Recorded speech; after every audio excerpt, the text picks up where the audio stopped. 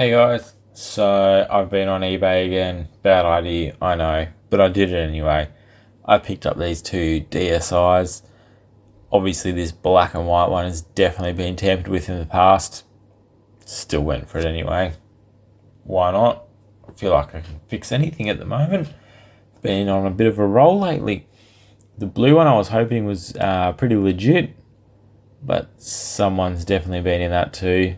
There's no screws in that. There's a big gap there. That screws underneath the cover when it's supposed to be on top. So we've got a few signs that this one's been tampered with too. Unlucky, I know, but who doesn't love a bit of a challenge? Oh look, we're missing start and select buttons.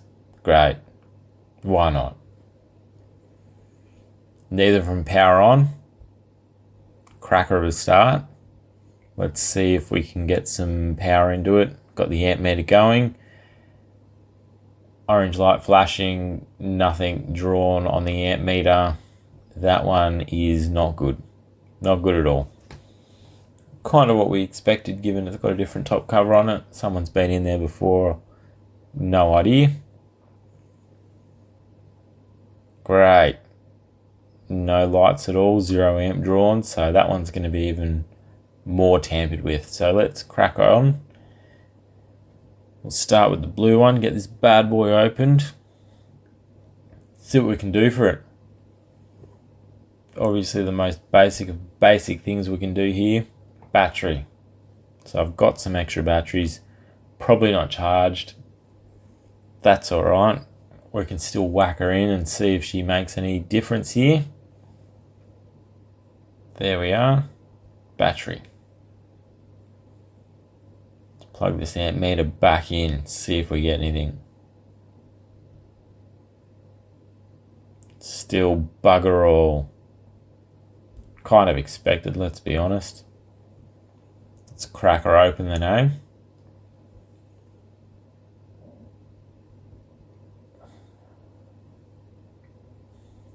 I don't even think it's got all the screws in it. Whoever did this, very sloppy job of it. But I'm not surprised. When they were selling them on eBay untested, in quotation marks.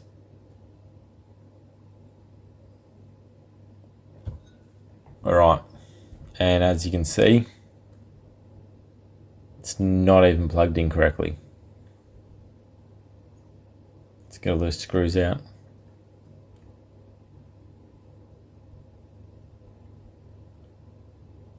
And the one that's supposed to be on top of the cover but isn't on top of the cover. We'll get that out too.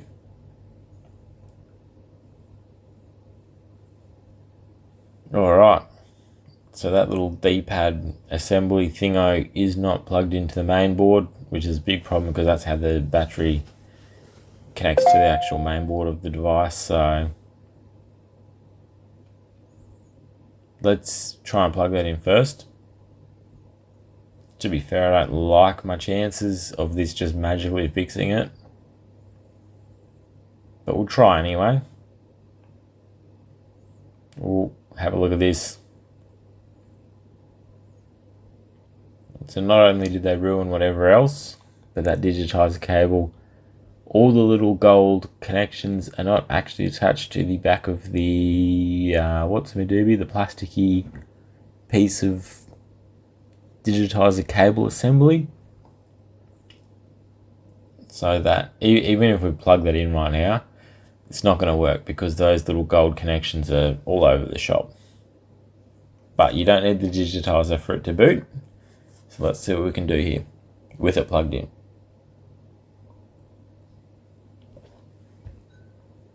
Amp meter on. Look, it's solid orange light, which is usually a good sign.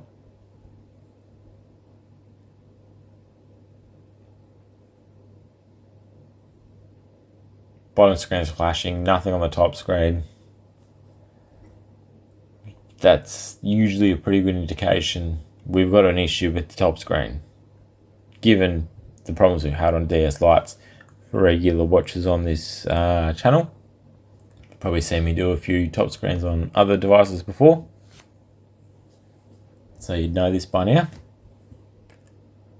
So let's get this run a little bit nicer and see what we can do about the top. Can we fix it? Probably. Will we try it externally first? Absolutely.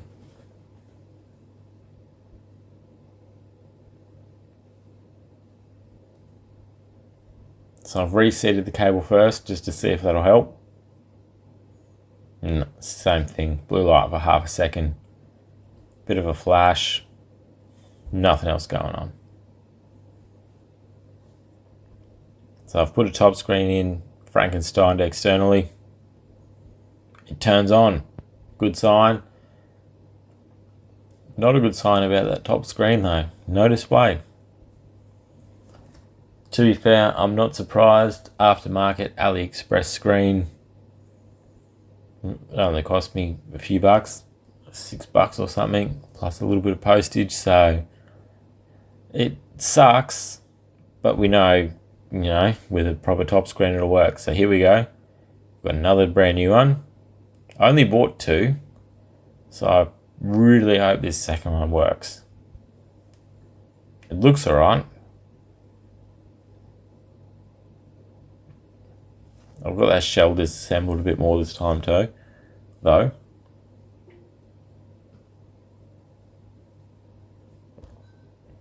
Because surely we can't go 2 for 2 dodgy, right? Surely. So these ones are a little different to the DS lights when disassembling. Like you still got to get your 4 little rubber pads out of the way. And take the screws out. And it'll still slide off the same where you squeeze it, push it. But the hinge is the main difference on these. Like the DS lights had a unscrewable hinge where it'd just come off and you could slide it out. But this one's a lot closer to what the 3DS was. Guess it's in between the two of them, so that makes sense. You gotta stick something pointy in to push that hinge through, and then get the cables out. I mean, if it's a dodgy top screen, you can just cut the cable off. That's what I always used to do. Camera though, you want to keep the camera in case. There you go, just cut it off. The camera you want to keep intact. Also, the other 2 little normal speakers. So before we get too far, we're putting that new one in and make sure we actually do get the speakers off this one and put it onto that one.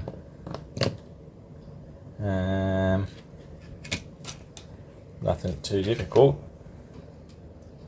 Should be very straightforward actually.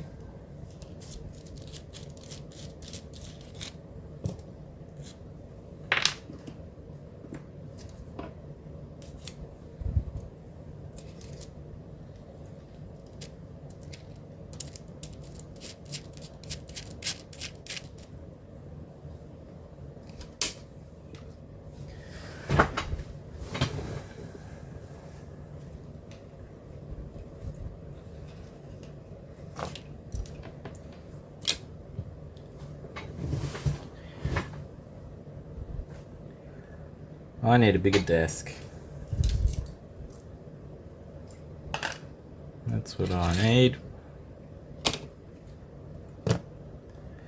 Alright.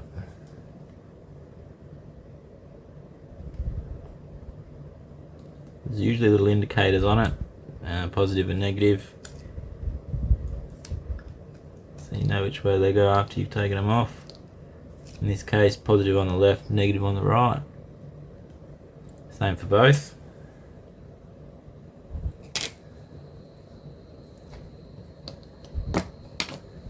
Flux.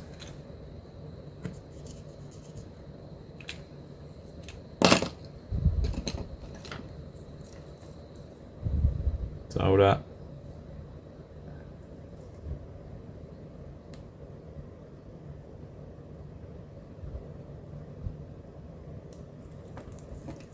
That should do.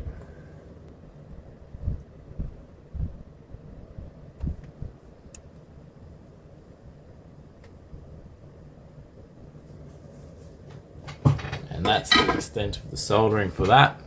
So that's nice and easy. Now the tricky bit, This is always the most annoying bit. Getting this cable and this cable through that hinge. Now, I think we're best off taking the camera out, putting the camera and the screen together, rolling them together, pushing it through together. That's the plan.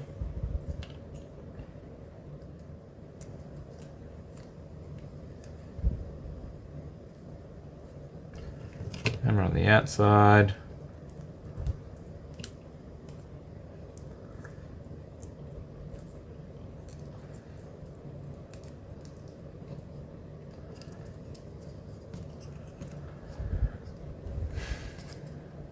Let's get that in.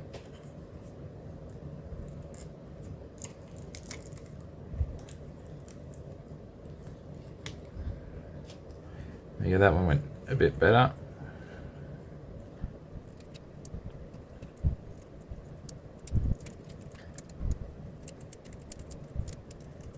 I'm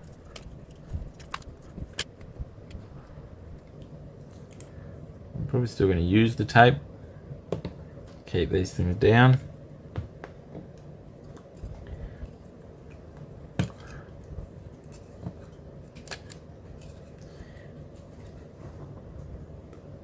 Just to make sure that it did work, I just Frankensteined it together.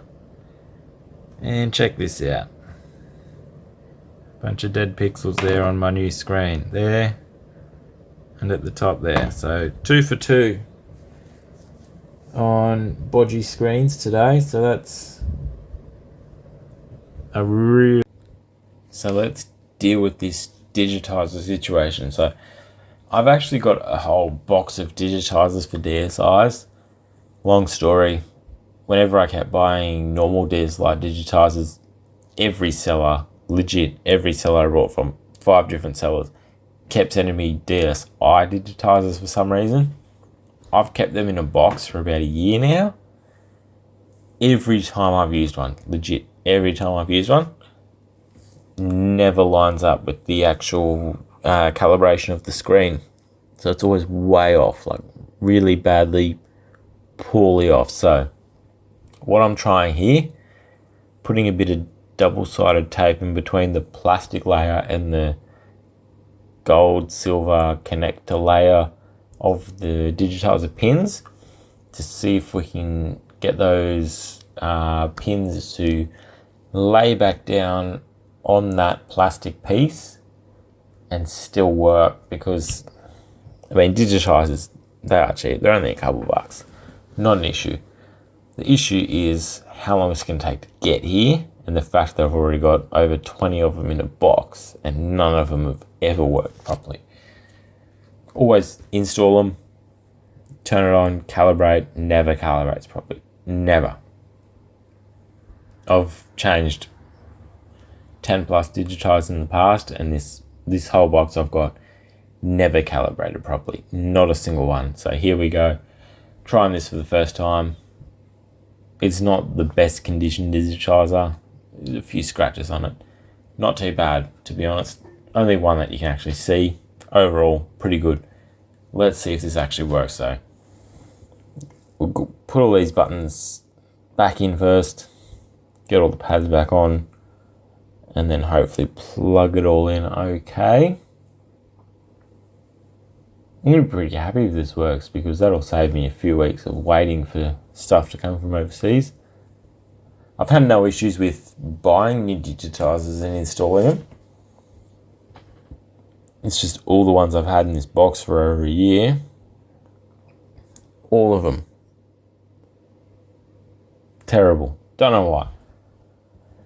I don't know if they've got a certain shelf life that'd make no sense at all. I've tried cleaning them with alcohol to make sure, because they've got little plastic screen protectors on them.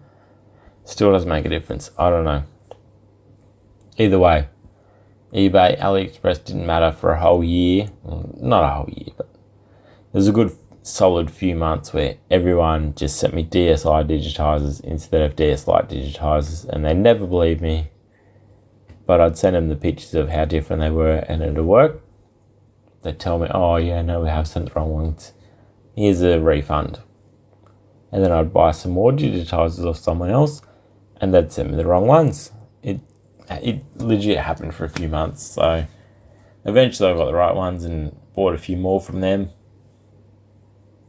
That was a long time ago. So we've got that one, the official one, back in with the double-sided tape. We're about to turn it on and see if it works. Here's to hoping. Holding the battery in really tight here. Really tight. Let's do this. Come on. Let's do it. Or not. Let's try the other battery.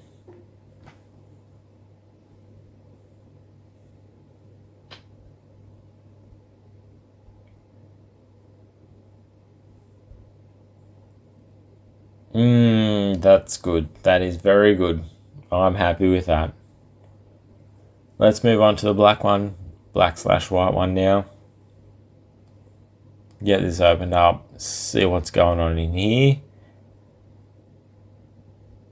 Backplate doesn't look too bad. I don't see anything wrong with that. But not everything's visual to the eye. Especially when it's already been tampered with. That button is not clicky at all. I'm not getting anything out of it. So that's a problem straight up. But the fact that it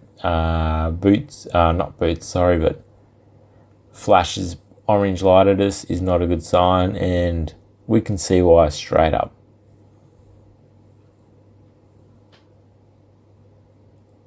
Have a look at that.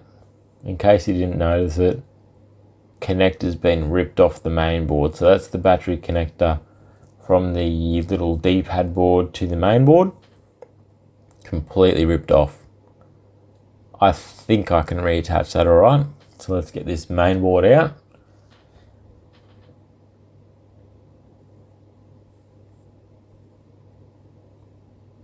Main board's out, not too bad.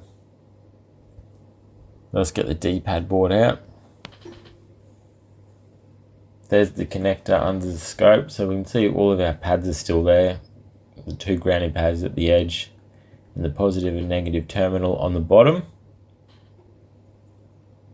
And that's where it goes on the board. So I've already cleaned that up with flux and a bit of solder wick. I think it looks alright. And I think we can replace it still. Or use the same one anyway. We can reattach it. Nothing's ripped off or anything like that. Ripped off. I think it looks quite alright under there. Under the old microscope. We'll line it up. Again, regular viewers would know my microscope setup isn't the best. I can't reflow from underneath under the microscope. It's a $90 microscope off eBay. So I'll line it up here. It looks pretty mint. We'll get the solder back on the joints and then we'll do the old reflow from underneath. So we'll get the flux ped in first.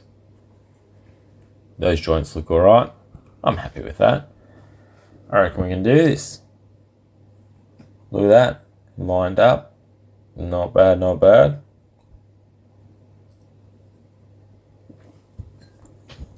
So I've got the old hot air station going. Well, we'll have it going anyway.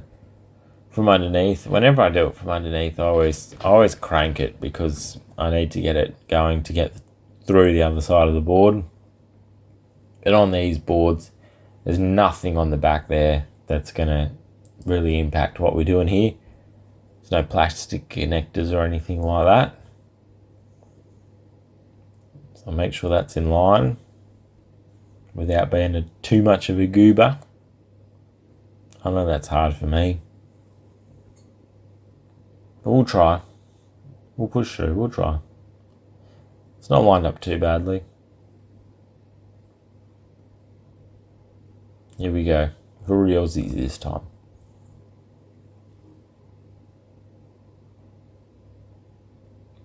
480 with max airflow from underneath.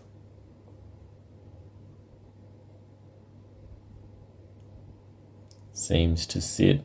Solder's definitely liquefied. Seems to sit. Look at that. Look at that. Beauty. I'm happy with that.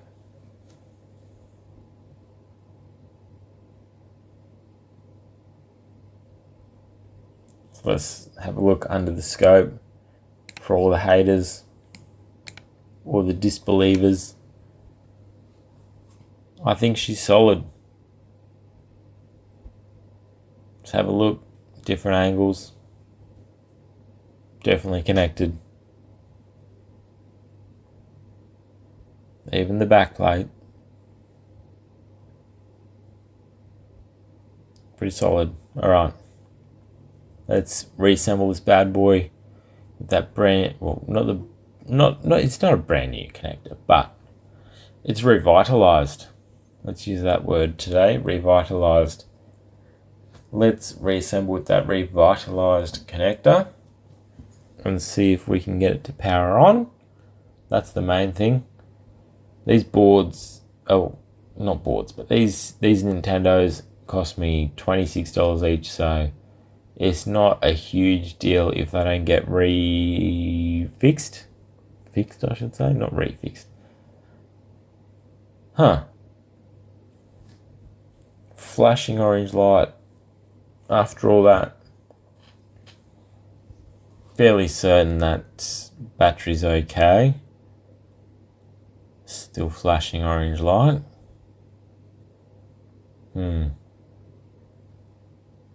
Not good.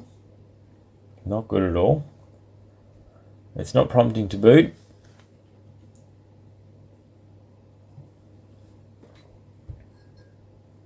We'll try and plug this back in again just in case. I doubt that's the problem.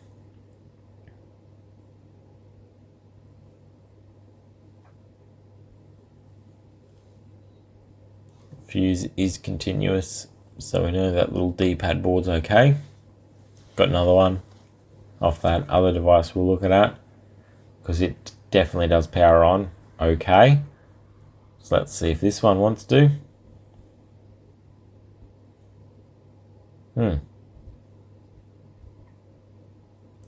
Still flashing orange.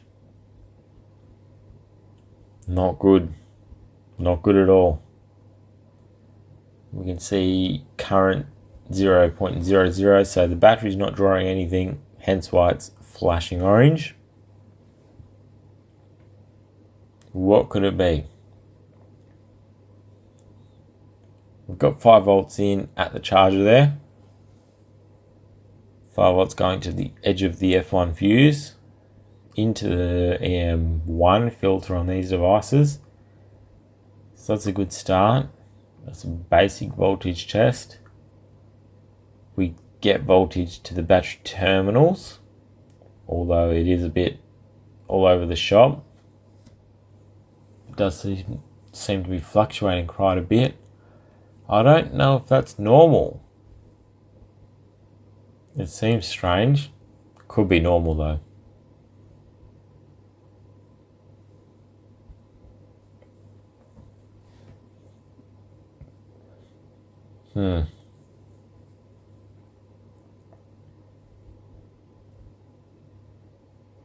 Just try and see if I don't know what the voltage pin out is on these. Just trying to see if I get stuff down towards the battery terminal, which we do.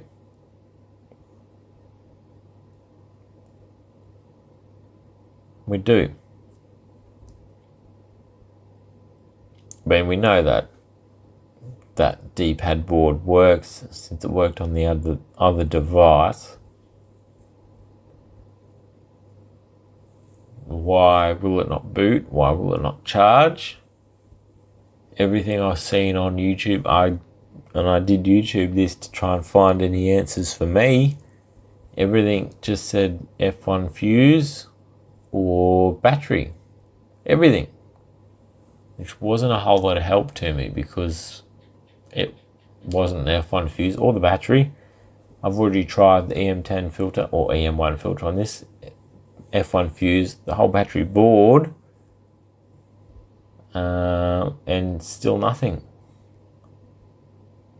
So even with the good board and good battery board, that voltage is still all over the shop. So we're going to go under the microscope now. Have a look, see if anything stands out. If not, probably just replace parts willy-nilly because I've got a few donor boards for one of these, so may as well give it a shot. Nothing to lose except time. Maybe I should make a voltage diagram for one of these so that I know what I'm looking at in future. But it was a bit of a whim that I bought these, especially given I knew one of them was tampered with. I don't know why I still did buy it. I was hoping it'd probably be an easier fix.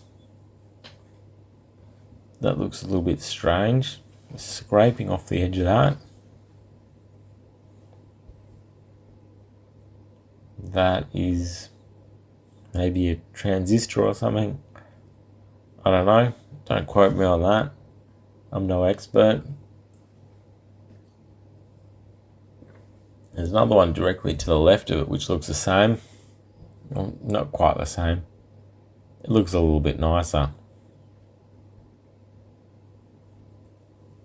Excuse my hand.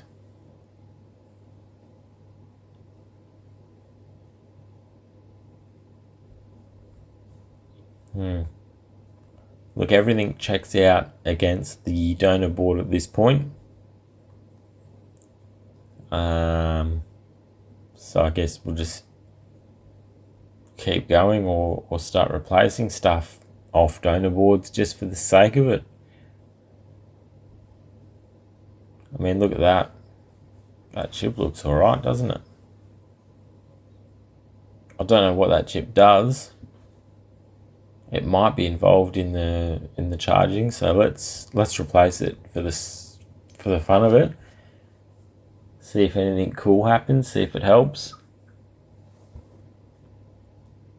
The board I'm working on says CPU01.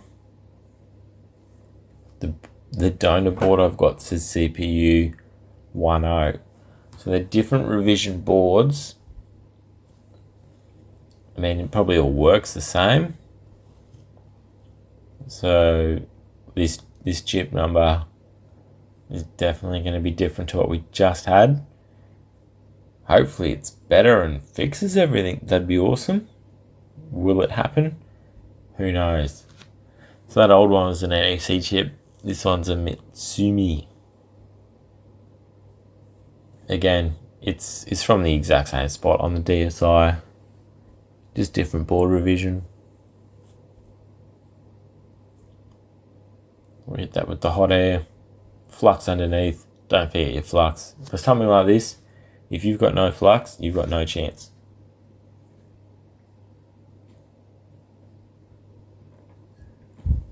I think that looks right. Let's just make sure it's all good. Lines up. Not my best. Also not my worst. I think that'll work. Let's line that thing back up, whatever it is. Resistor maybe.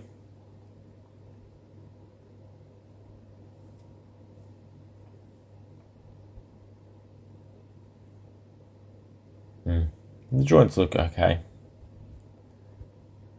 They look okay. If that was the problem, I imagine this should work now. But honestly, no idea if that was actually the problem or not.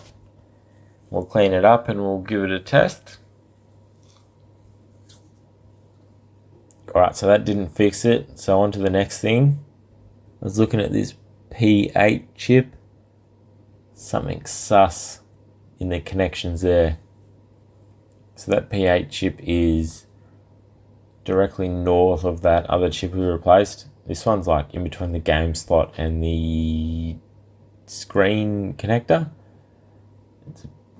It's really not the best spot to be working on with hot air. But look at it. There's something sus in between those two connections. Is that the problem? I don't know. Let's take it off, give it a clean. We'll go from there. At the moment, the board doesn't work, so whatever we're doing probably isn't going to work. Yeah, it's not going to make it worse. It already doesn't work. What worse could we do to it? That's the way I think of it. So let's get this out of here. I'm not taking many or any precautions today in regards to covering that plastic connector next to it or anything like that. Rebel without a cause, I know. Dangerous. Very dangerous. So that's it off. P8 out of the way. I've got my flux on there. Go over it with the iron, try and make those pads nice and even. And here's the replacement chip off a donor board. Can you buy them brand new? I have no idea. Did I buy it brand new? No, I didn't. It's off a donor board.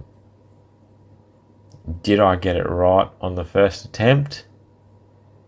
I thought I did. Chances are I didn't. So it did its little dance.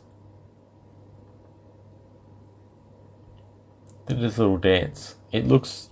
Oh, I thought that looked okay. It didn't work. I've replaced it again, so you can see those numbers on it are different. Again, still the same kind of chip though. Different donor board.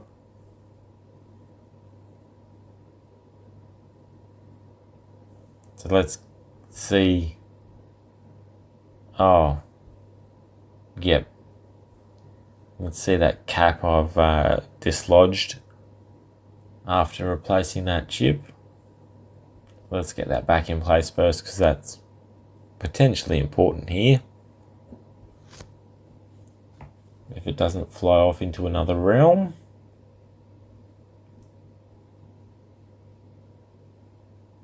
I've turned the hot air station back down to 400 for them on top. Right. So we had orange blinking light, no signs of life, 0 amps drawn. Let's see what happens after replacing this P8 chip for a second time. Mind you, I've already done F1 fuse and EM10 or EM1 filter. Even though they tested good, I still did them anyway because this thing was giving me the poops. So we're going to hold the battery on. Shove the charger in. Oi! We're getting amperage drawn now. We didn't get that before. Okay. Prompting to boot gives it a blue light as well. Didn't get that before either. I honestly have no idea what that P8 chip does and why it worked. But it's a start. It's a start, 100%. It's a start. Alright, so I've got that reassembled back into the case now. Let's see if it turns on. Oh my god. Oh. It froze. Look, on DS Lights, if you put a game card in and it didn't like it, it would freeze. So I'm going to put a bit of contact cleaner in that DS slot. Let's see what happens now. Still froze. I didn't plug that camera in. Personally, I didn't think it was needed for booting. Like, it's just the camera. We'll plug it in and see if it boots up properly. I'm sure 3DSs don't need it plugged in. I'm sure I've done that before. Either way, just to be safe, let's plug this camera in.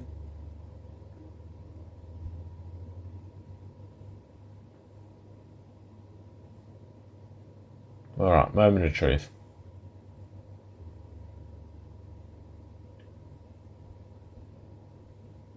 Oh my god. Okay. That's exciting stuff. Huh. It seems to work. It seems to work. That's good. That's good. That's good. Oh my god. Wow. Alright, that top plate is pretty scratched up and it's white. Doesn't kind of fit in with the rest of it, so let's swap that over.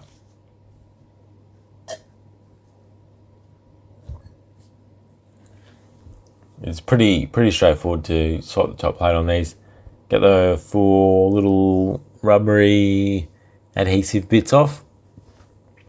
Follow with the 4 Phillips head, and it just slides off. The new one slides on. Look at that. Already looks much better with that top plate restored being black instead of really scratched up white. Each to their own, I guess. Personally, not my favourite. So, here we are. White one. Sorry, not white. Blue one.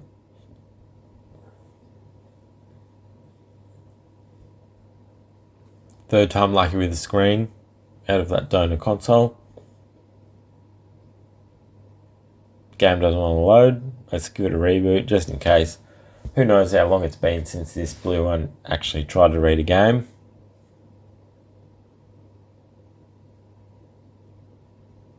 And it's happy this time around. So, I think that's alright. The other thing we need to test, digitizer itself. Look at that. Seems alright. Shoulder buttons, up, down, up, down, up, down. Happy with that. XYAB, directional pad, working. So after all the repairs we did on this one, it's on.